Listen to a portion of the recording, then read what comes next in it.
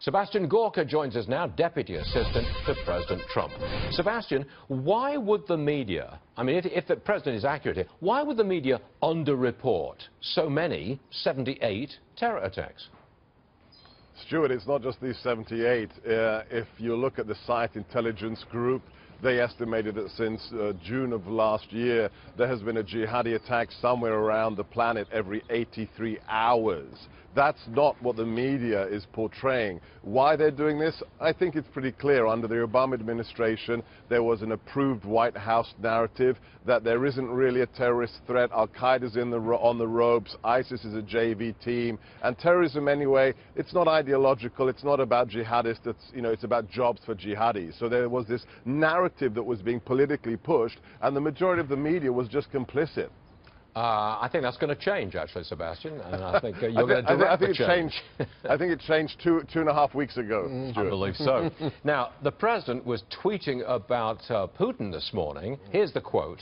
"I don't know Putin, have no deals in Russia, and the haters are going crazy. Yet Obama can make a deal with Iran, #1 in terror, no problem."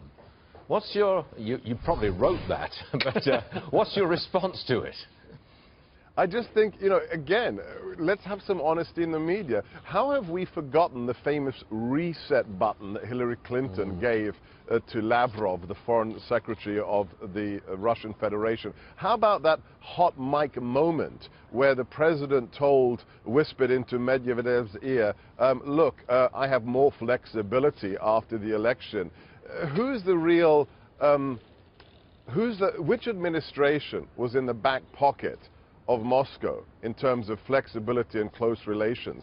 The new president, has been explicit in his press conference a few weeks ago in Trump Tower. In the Q&A, do you remember, somebody asked him about relations with Moscow, and he was very blunt. He said, look, I don't know Vladimir Putin. I'd like to be able to work with him. Not sure I can, but you know what? So be it. That's pragmatism. Okay. Now, the Ninth Circuit Court of Appeals hears arguments against President Trump's temporary travel restriction later on today. They're very liberal. They'll probably come out against President Trump. If it then goes to the Supreme Court, probably won't get a decision because it's tied 4-4, kicks back to the Ninth Circuit decision, which means you could be facing a defeat here on the President's order on immigration. Is that how it's stacking up to you?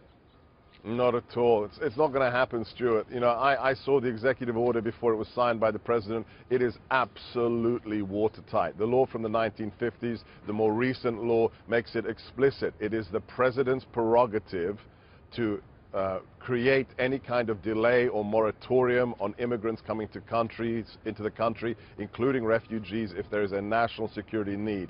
This is an executive order that was based upon a threat analysis from the Obama administration about those nations that are of greatest concern in terms of immigration to the United States. It is watertight, Stuart. Watch out, though, Sebastian. I would argue that the courts are in some cases politicized and will side with Democrats, the left, and all the rest against President Trump. I still think you could lose this one. Sebastian Gorka, I know you wanted to come back on that one. Out of time. We'll see you again very soon, Sebastian. Thanks, Stuart. Thanks for being with us.